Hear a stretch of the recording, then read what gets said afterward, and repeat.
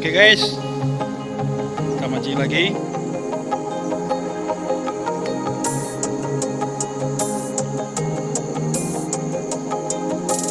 Kita mancing lagi. Mancing di lauban.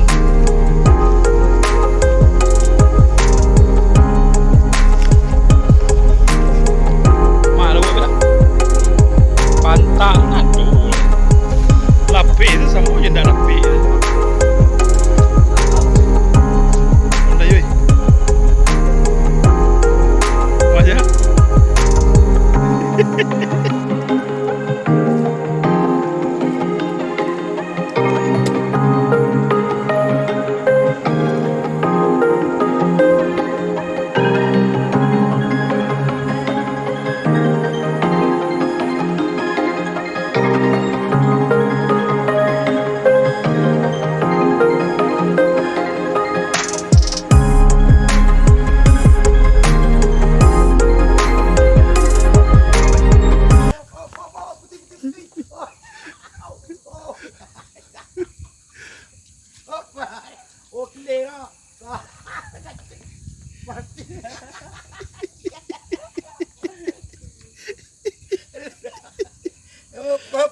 Up.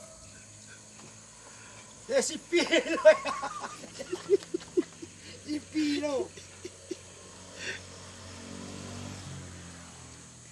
Ay, ko na palang kete na Pino. Wow.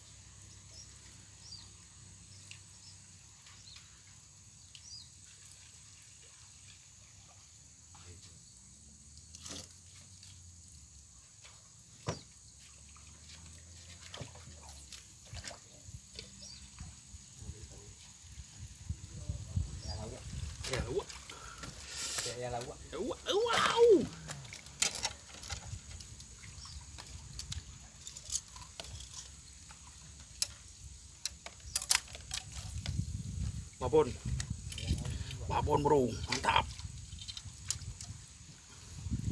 Oke sobat, sampai di sini dulu untuk video kali ini karena sudah sore. Dan untuk hasil hari ini, meskipun kita mancingnya sebentar ya, ada 2 ekor babon.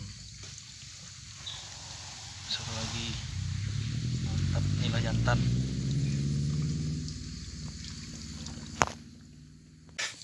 Oke, sampai di sini dulu dan sampai jumpa di video berikutnya. Jangan lupa di subscribe ya.